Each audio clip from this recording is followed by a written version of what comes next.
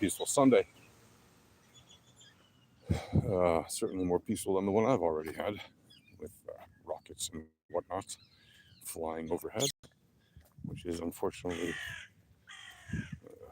something that happens practically every day around here. And so, yeah, what's happening? This yesterday and starting Friday night and yesterday till the evening was Yom Kippur, which is the holiest day on the religious calendar for the Jewish people in Israel and around the world. And it is a solemn day of atonement in which people traditionally seek atonement, forgiveness for the things that they've done in the past. And they hope to be inscribed in the book of life, as the saying goes. And it's a very solemn time. And Israel has unfortunately fought in a war on Yom Kippur, which the Arabs started in 1973 when they launched a war against Israel, a surprise war against Israel in 1973, which was just 51 years ago. And of course, last year, a couple weeks after Yom Kippur, on Simchat Torah, the Hamas obviously launched their attack on October 7th, which was also, again, on a very holy day to religious people, Simchat Torah, a celebration of the Torah, which are the 5 books of Moses, and the holy books of the Jewish religion. And why do I mention this? I mention it because, yet again, this year, Israel is fighting in a war which has not ended since last year. And this time, obviously, the attacks came mostly from the Hizbollah in Lebanon, who were shooting rockets, missiles, whatever they were shooting, drones, mortar fire, hundreds and hundreds of rounds of ordnance. Imagine living in a place the size of New Jersey, and part of your daily routine, you don't know when it's going to happen, but part of what you expect to happen almost daily is you're going to have to go to a bomb shelter because you hear an air raid siren, and then you hear a bunch of booms, or sometimes you don't even hear the air raid siren because you're close enough to the border that you just hear the booms first, and then you hear the sirens sometimes go off afterwards because either it didn't get triggered quickly enough or there's just more incoming, right? And that happens fairly quickly. Sometimes there'll be volleys of 10, 20, 50 missiles. Sometimes it's just 1 or 2 or 5. You don't know, because the Hizbollah are a bunch of terrorists, and their aim is literally to harm as many people in Israel as possible and to destroy Israel. That's their stated goal, right?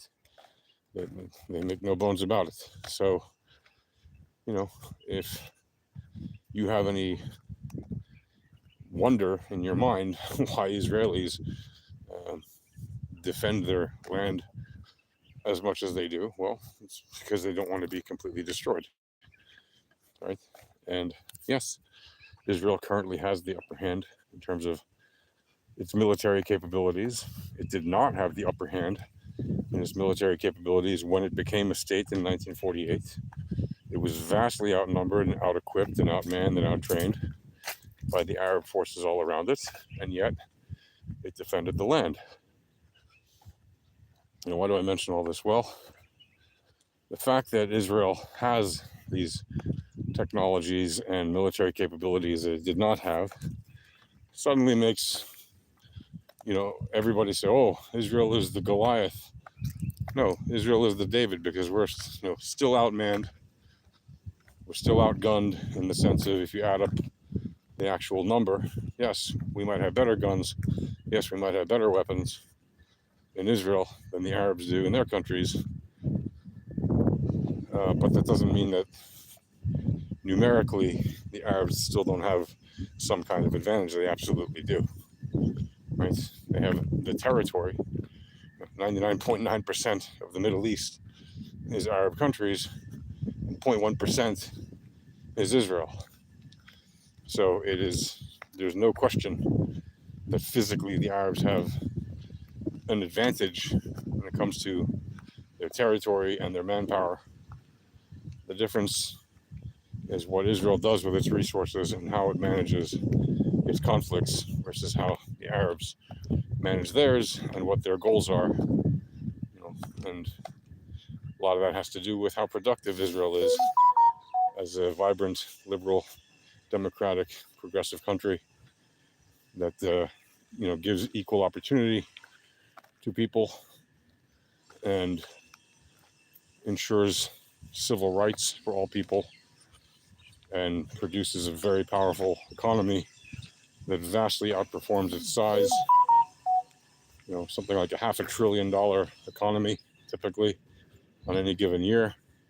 And even last year, when you heard news, I'm sure, about investors saying, oh, we don't want to invest in Israel, and various credit rating scores saying they were downgrading Israel's credit rating a little bit.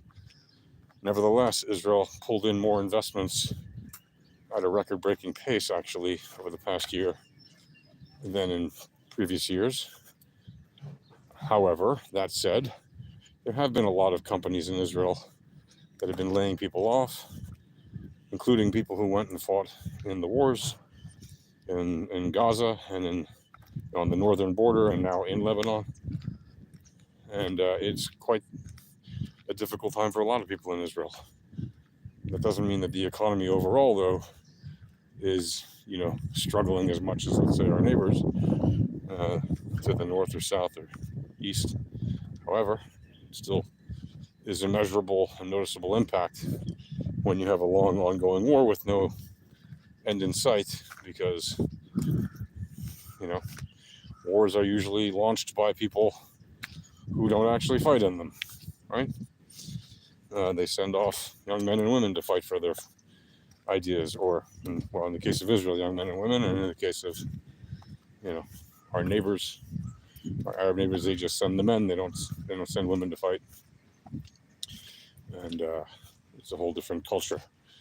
But what else is happening? Israel has apparently responded, according to some news sources, has responded to these endless attacks of rockets and missiles and drones and everything else that are conducted by Iran's proxies, Hezbollah and Hamas and the Houthis, and ISIS in Iraq, and even forces in Libya, terrorist groups in Libya.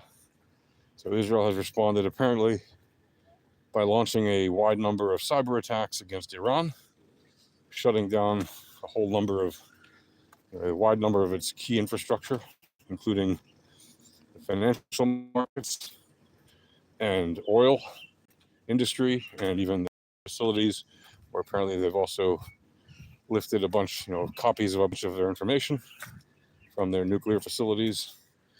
All of that is speculation and rumors, so none of it can really be confirmed, but you'll see that it's in the news of certain outlets. It has not yet made widestream news because, well, probably for a lot of reasons. And on top of that, there are rumors that Israel has sent some of its forces into the demilitarized zone between Israel and Syria, where the United Nations DOF, which is the observer force, is basically a force that, a peacekeeping force that's supposed to monitor the demilitarized zone between Israel and Syria, which is on the Golan Heights. And they're a completely useless force, just like the UNIFIL in Lebanon, which is the United Nations International Forces in Lebanon. And both UNIFIL and UNDOF are complete garbage. Let's just say turn around your phone. You want to see the view. Okay. Here's the view. Look, street, bricks, no problem. So what's happening is we're seeing um, the Israeli forces taking action and striking back at the source of the problems that are attacking them, which is namely Iran and its proxies, right? And so while yesterday and Friday night most Israelis were celebrating Yom Kippur, it is actually a happy holiday, as they call it, a happy fast, even though people do fast for, if they're observant, they fast for 25 hours or so. But people who are not spending their time in synagogue, they're usually, if they're kids or whatever, they're riding bicycles and things. But this year, there were far fewer people doing that than in years past because of all the number of rockets and missiles that kept falling on our heads, even during Yom Kippur. So, yeah, it's crazy times in the muddled East. And hopefully we'll see more peaceful days soon. Because honestly, war sucks. It is a stupid human activity. It is the dumbest human activity. Sometimes you have no choice when you're defending yourself against people who have sworn to just destroy you. That's their only goal.